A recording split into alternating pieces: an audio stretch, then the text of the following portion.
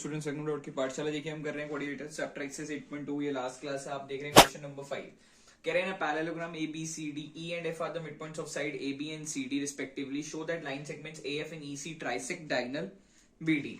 तो स्टूडेंट्स आपको गिवन क्या है, क्वेश्चन ने ये कहा है कि आपको गिवन है एक पैरेललोग्राम जिसका नाम है ए बी सी डी। आपको बता रखा है कि ई और एफ मिड पॉइंट्स हैं। ई ए बी का मिड पॉइंट है, एफ सी डी का मिड पॉइंट है। तो मैं बोल रहा हूं E and F are mid points. E और एफ क्या है, मिड पॉइंट्स हैं। और स्टूडेंट्स अपने को प्रूफ क्या करना है, क्वेश्चन कह रहा है प्रूफ करो that show that the line segment A F and E C trisect B D.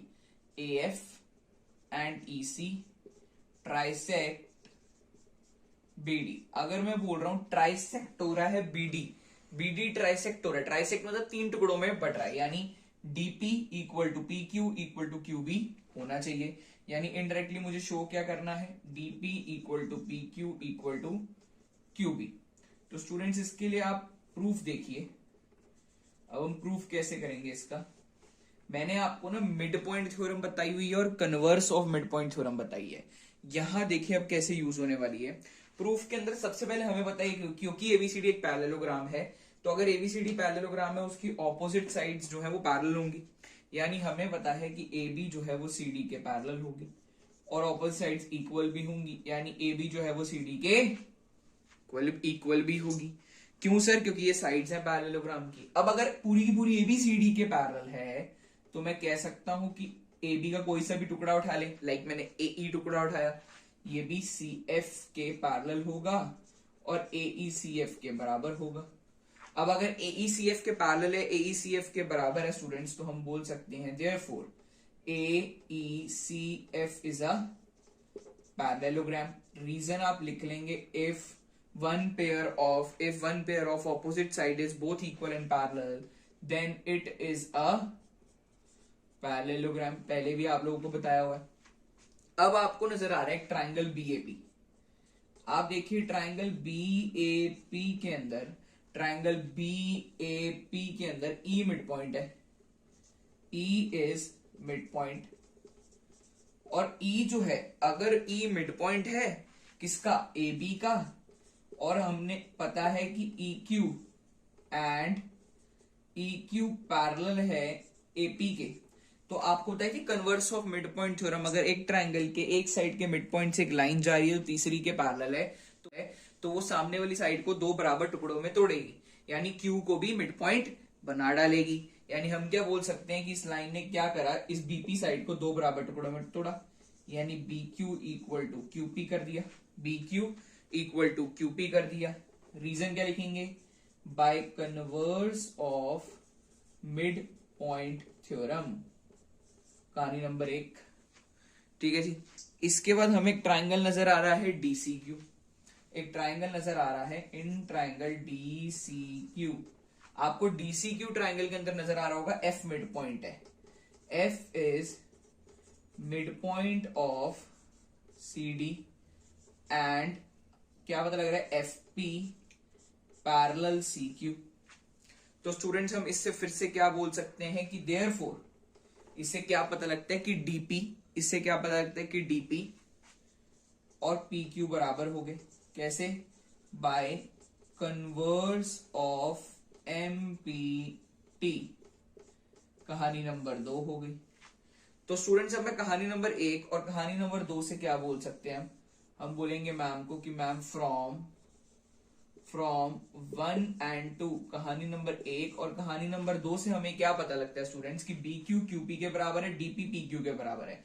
तो हम कह सकते हैं कि डीपी पी क्यू और क्यू बी तीनों आपस में बराबर हैं, और यही तो आपने प्रूफ करना था। इससे मुझे क्या पता लगा कि A F and E C trisect diagonal B D. So students now moving on to question number 6। अब हम वापस से करें क्वेश्चन नंबर 6 की बात।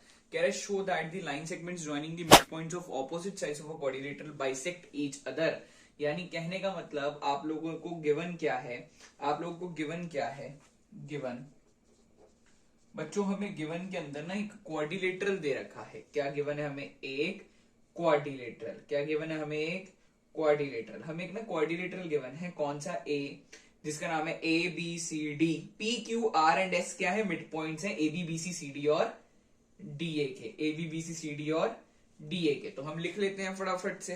हम बोलेंगे मैम हमें गिवन है quadrilateral A B C D and P Q R and S, they are the mid points of A B B C C D and D ए।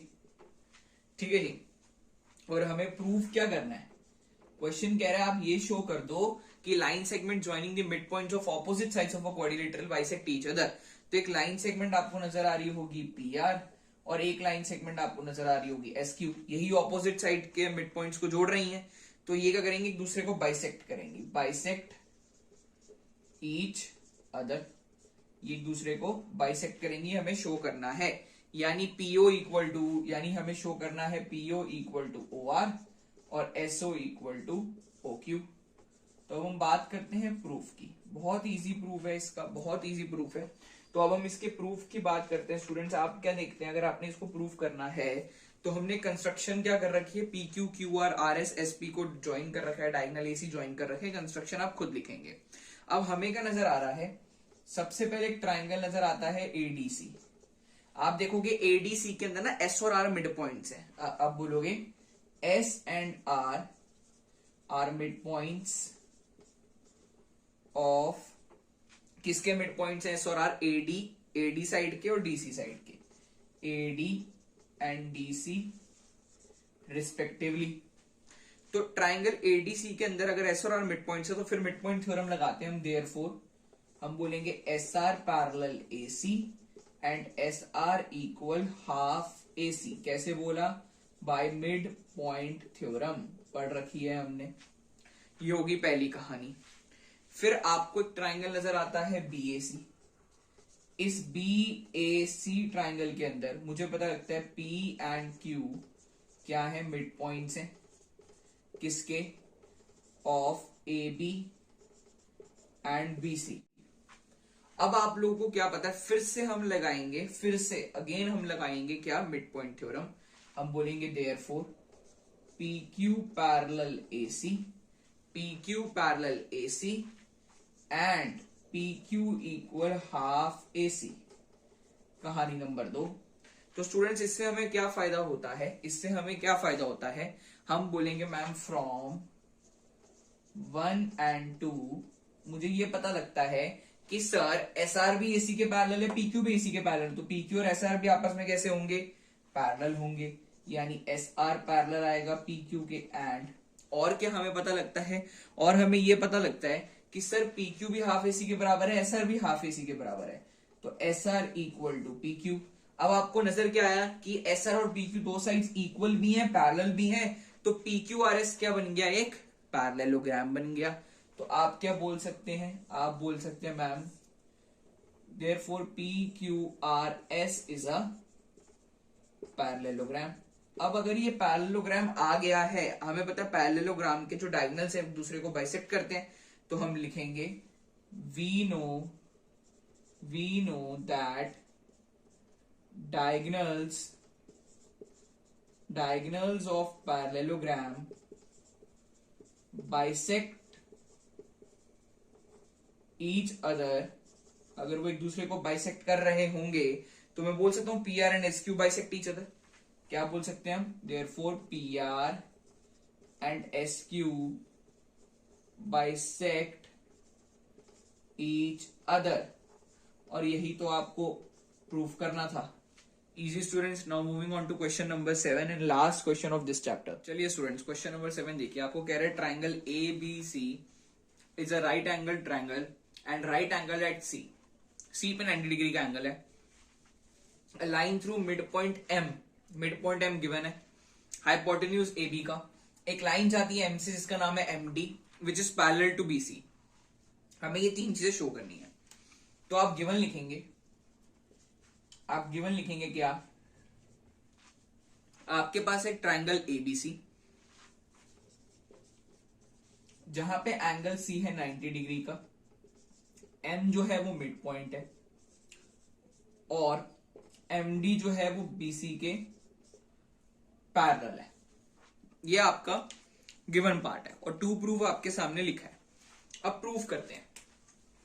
देखिए प्रूफ के अंदर सबसे पहली चीज मैंने कही कि मैम क्योंकि ना एमडीबीसी के पैरेलल दिया हुआ है, एमडीबीसी के पैरेलल दिया हुआ है, तो देयरफॉर मैं क्या कह सकता हूं कि मैम अगर एमडीबीसी के पैरेलल है तो एंगल एडीएम और एंगल एसीबी बराबर होंगे। क्यों? क्योंकि जब लाइंस पैरेलल होती हैं तो कॉरेस्पॉन्डिंग एंगल्स इक्वल होते हैं। यानी इससे क्या हो गया, एंगल एडीएम 90 डिग्री का आ गया। एंगल एडीएम यानी ये वाला एंगल 90 डिग्री का आ गया। स्टूडेंट्स अब मैं इस एंगल और इस एंगल को जोड़ूं तो 180 होता है। अब अगर 180 होता है तो हम फटाफट इसको सॉल्व करके देखते हैं। देखें अब हमें पता now angle ADM plus angle CDM equal 180 degree linear pair. आपको ये पता 90 है तो यहां से सीडीएम क्या आ गया 90 डिग्री। ठीक है, एडीएम 90 है, 90 होता जाके माइनस हुआ तो सीडीएम भी आ गया 90 डिग्री। तब आते हैं अपने प्रूफ पर। देखो हमें एक ट्राइंगल नजर आ रहा है जिसका नाम है एसीबी। इस एसीबी ट्राइंगल के अंदर एम मिड पॉइंट है, M is the mid point of AB and MD जो है वो बीसी के पैरेलल है।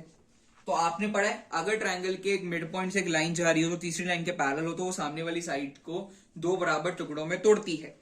यानी एडी डीसी के बराबर आया bye converse of mid point theorem.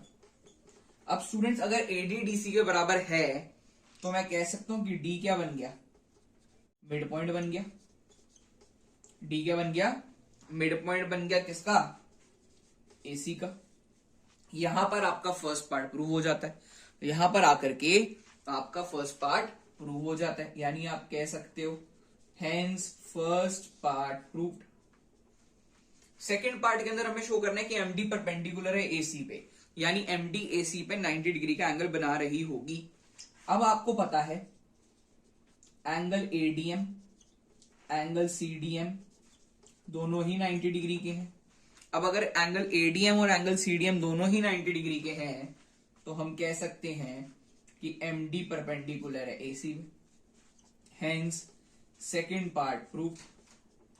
अब जो आपकी मेहनत है सिर्फ थर्ड पार्ट के लिए वो भी इजी है। अब थर्ड पार्ट के लिए ना हम एक छोटा सा काम क्या करेंगे, थर्ड पार्ट के लिए हम एक छोटा सा काम क्या करेंगे, हमें ना एक ट्राइंगल नजर आ रहा है, हमें एक ट्राइंगल नजर आएगा। देखें एक ट्राइंगल मेरे को नजर आ रहा है जिसका नाम है एडीएम और एक ट्राइंगल नजर आ रहा है जिसका नाम है सीडीएम। इस एडीएम और सीडीएम ट्राइंगल को हम क्या करते हैं, कॉन्ग्रेंट करते हैं। सबसे पहली चीज मैं बोल सकता हूं कि एडी सीडी के बराबर होगा। फर्स्ट चीज एडी सीडी के बराबर होगा, कैसे, प्रूव्ड अबव। प्रूव्ड अबव यहां पे हमने प्रूव करा है, एडी सीडी के बराबर है, प्रूव्ड अबव। अगली चीज एंगल एडीएम और एंगल सीडीएम ईच 90 डिग्री। और आखिरी चीज आपको पता है DM DM common, DM equal to DM common. बच्चों जब तीन चीजें हो जाती हैं तो आप बोलते हो triangle A D M is congruent to C D M by S A S congruency rule. हमें क्या पता लगा कि ये दो ट्राइंगल्स कॉन्ग्रेंट हो गए हैं bye S A S congruency rule. अब अगर ये दो ट्राइंगल्स कॉन्ग्रेंट हो गए हैं तो हम ए एम को सीएम के बराबर बोल सकते हैं बाय सीपीसीटी।